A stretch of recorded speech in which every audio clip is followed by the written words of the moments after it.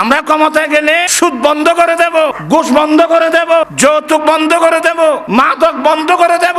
নির্বাচন আসতেছে, মাঠ গরম, এমন গরম, সবাই দৌড়তেছে মাঠে মাঠে। খেকিলে দূরের কেউ করতে পারে। একজন বড় দলের লোক বলতেছে, আমরা যদি ক্ষমতায় যেতে পারি তাহলে আমরা রাষ্ট্রীয় গাড়ি বাড়ি ব্যবহার করব না। এটা একটা ভালো উদ্যোগ, খারাপ তো না, কিন্তু বলা উচিত ছিল আমরা যদি ক্ষমতায় যেতে পারি 1 নম্বরে আমরা সুদ বন্ধ করে দেব। এগুলো বলার লোক তো নাই। এমনি বড় বড় ইসলামী দল, আমরা ক্ষমতায় গেলে সুদ বন্ধ করে দেব, ঘুষ বন্ধ করে দেব, যৌতুক বন্ধ করে দেব, মাদক বন্ধ করে দেব। কই, এগুলো বলার লোক তো নেই। শুধু জাতিকে দুঃখ দেবা ইসলামের নাম ব্যবহার করে করে। কই, জজ কোর্ট, হাইকোর্ট, সুপ্রিম কোর্ট, এগুলো আমাদের, কিন্তু এগুলো চলে ব্রিটিশ আইনে। আমাদের মতো মুসলমান এমনি মরে যাওয়া দরকার। ব্রিটিশ আইনে কেন আমরা আদালত চলবে? ব্রিটিশ ওরা কারা? কই, কেউ তো বলতেছে না। আমরা ক্ষমতায় যেতে পারলে জজ কোর্ট, হাইকোর্ট, সুপ্রিম কোর্ট থেকে ব্রিটিশ আইনে বঙ্গোপসাগরে নিক্ষেপ করবো, কোরআন সুন্নাহর আইন দিয়ে আমরা আমাদের আদালত চালাবো। কই, এ কথা বলার লোক তো নাই রে বাবা। জাতিকে আজীবন বুঝিয়েছি, কজনে বুঝছে? আমাদের মধ্যে এমন মানুষ ছিল, আমাকে মেয়র নির্বাচনে নামিয়ে দিয়ে আমাদের অনেক হুজুর গেছে বুখারী খতম করাই আরেকজনকে জিতানোর জন্য। এই হলো এগুলো বলতে গেলে 100 আর আটগাল বেজা উঠবে ভাইফুত। আমাকে নামাইয়ে দিয়েছেন মেয়র নির্বাচনে, আর অনেক হুজুর গেছে বুখারী খতম পরে আরেকজনকে কি করার জন্য? জিতানোর জন্য। এই সমস্ত মুনাফিকি কালচার, এগুলো বললে তো সবাই নারাজ হয়ে যাবে। 100 আর আটগাল বেজা রইব। তো যাই হোক, ওদের কথা বলে কোনো লাভ নাই। আমরা যে আহলে সুন্নাত ওয়াল জামাতের মানুষ, নির্বাচন আমাদের জন্য আসছে, তো আমরা কাকে দেব?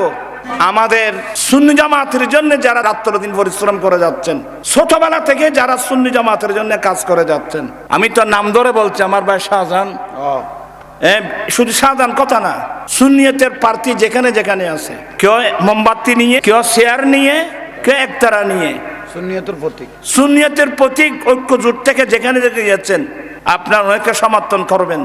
আর যেখানে যেখানে আমাদের প্রার্থী নেই, ওখানে বিভিন্ন দলের লোক আছে, আমাকে দেখতে হবে আহলে সুন্নাত ওয়াল জামাতের মতাদর্শী কারা। যেখানে আমাদের প্রার্থী নেই, অন্য প্রার্থী আছে, তবে আহলে সুন্নাত ওয়াল জামাতের মতাদর্শী। অনেক দলের মধ্যে আমার নবীর প্রেমিক আছে, তো আছে। আপনারা ওদেরকে কি করবেন?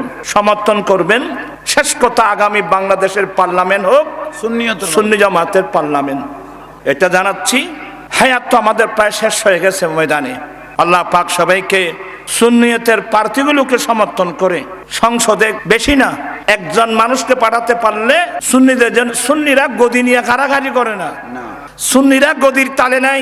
আমি একজন গুনাহগার মানুষ, আজকে 17 বছর এই দেশে যৌতুকের বিরুদ্ধে, মাদকের বিরুদ্ধে আমি আন্দোলন করে যাচ্ছি। এটাকে আমি আমার মেয়ে বিয়ে দেওয়ার জন্য আন্দোলন করছি না। এই জন্য আমরা বিভিন্ন রাজনৈতিক দলের অনেক মন্ত্রী মিনিস্টারকে বুঝিয়ে, অনেক মন্ত্রী মিনিস্টারকে দাওয়াত দিতে গিয়ে আমাদের ছেলেরা অপদস্থ হয়েছে, অথচ দায়িত্ব ছিল তাদের। এদেশের যারা মন্ত্রী, মিনিস্টার, এমপি, সরকারি মানুষ, এই যৌতুকের বিরুদ্ধে কথা বলা, মাদকের বিরুদ্ধে কথা বলা, এগুলো তাদের দায়িত্ব না? তারা তা আদায় করে নাই। আমি গুনাহগার আদায় করতে গিয়ে অনেক লাঞ্ছনার শিকার হলাম। এরপর অনেক মন্ত্রী মিনিস্টারকে একবার লালদিঘির পারে, একবার জমিতুল ফলা মাঠে, একবার প্রেস ক্লাবে, একবার ফটিয়া হাই স্কুল মাঠে, একবার কুমিল্লা, একবার ব্রাহ্মণবাড়িয়া, একবার সিলেট, একবার ঢাকা প্রেস ক্লাবে, কত মন্ত্রী মিনিস্টার দাওয়াত দিয়ে নিয়ে আসলাম। কারণ এই দাবিগুলো জনগণের, এই দাবিগুলো সংসদে দাঁড়িয়ে বলতে হবে।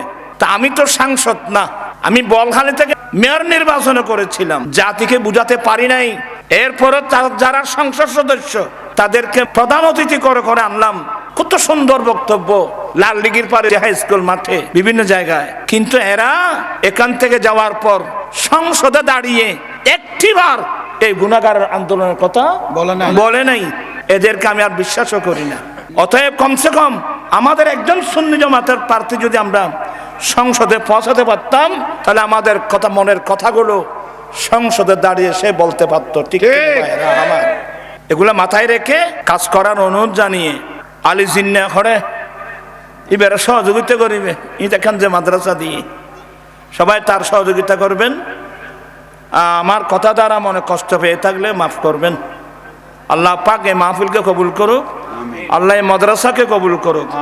সুন্নি জামাতের প্রত্যেক আমার ভাইয়েরা যে যেখানে সুন্নিয়তের জন্য কাজ করে যাচ্ছে, বাংলাদেশের প্রত্যন্ত অঞ্চলে অনেকে জীবনের ঝুঁকি নিয়ে কাজ করতেছে।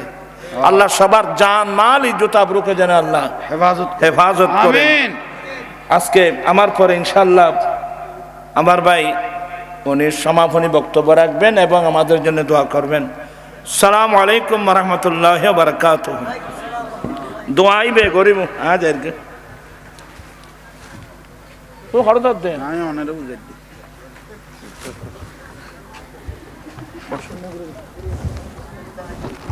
সালাম আলাইকুম সেকেন্দার ভাই, সেকেন্দার হই নাকি? मैं तो बीमार नबी हूँ। MBN TV একটি ইসলামিক ইউটিউব চ্যানেল।